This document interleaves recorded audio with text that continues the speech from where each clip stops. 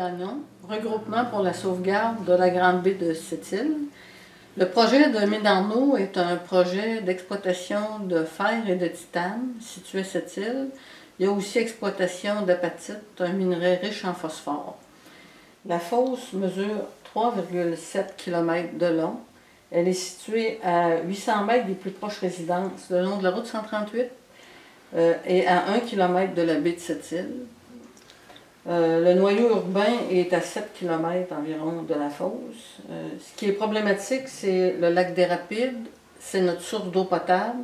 Elle est située à 1 km de la limite de la propriété minière. Le promoteur, Mine Arnaud, a commencé ses séances d'information et de consultation à l'automne 2010. C'est à ce moment-là que la mobilisation citoyenne s'est mise en marche aussi. Par la suite, le BAP a démarré ses travaux en mai 2013 et a rendu son rapport en décembre de la même année. La conclusion dans le rapport du BAP est que le projet Mine Arnaud est non acceptable dans sa forme actuelle. Mon nom est Karine Bond, je suis résidente du canton Arnaud et porte-parole du comité de citoyens du canton Arnaud. Mine Arnaud a rendu son étude d'impact public en même temps qu'elle l'a déposée au ministère de l'Environnement, soit 14 mois avant que le projet ait été jugé recevable. Habituellement, la population a 45 jours pour lire et comprendre un projet. Pendant ces 14 mois, nous avons posé plus de 400 questions citoyennes aux promoteurs, ce qui a très certainement contribué à l'amélioration du projet. L'ensemble de la population est arrivé aux audiences du BAP très bien informée et préparée. Ce dont les citoyens ne parlent pas durant les audiences du BAP ne sera probablement pas une priorité pour les commissaires.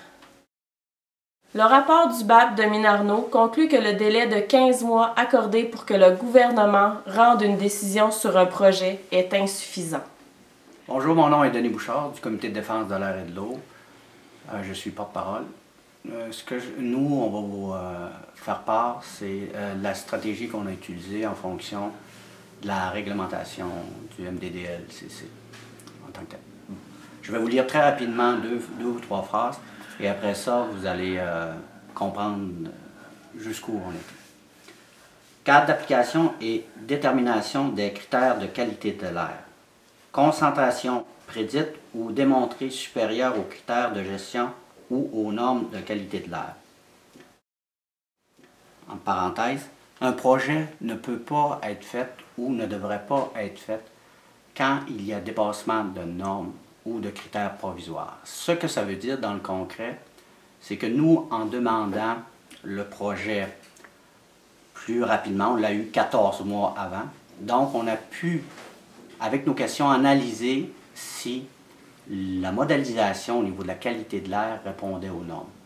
Dû au fait que ça ne répondait pas aux normes, on a demandé que ce soit repris parce que dans la réglementation, soit l'article 197 du REA, etc., ça doit respecter les normes.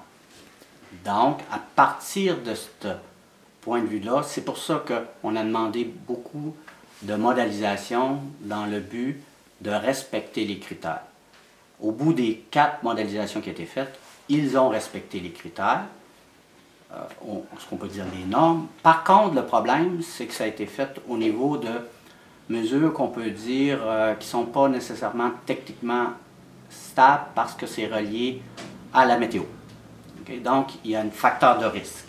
Si on prend le projet Mine du Mont, exemple, ce qu'on a pu analyser, c'est que ça ne respecte pas les normes. Donc, normalement, le RA, selon le RA, le projet ne devrait pas se faire. S'il se fait, il faut absolument que les concentrations prédites soient déterminées en bas des normes.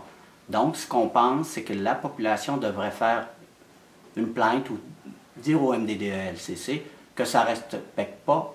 Et de cette manière-là, les gens vont avoir une pression. Si les gens ne le font pas, ce que va faire le ministère, il va considérer que les avantages économiques en tant que tels sont plus importants que les désavantages environnementaux, donc ils vont aller d'avant. Donc il faut absolument que les gens prennent position en disant que ça doit respecter. Donc, ce qui va arriver, c'est qu'il va y avoir de nouvelles modélisations, etc., ou déplacements au local, etc.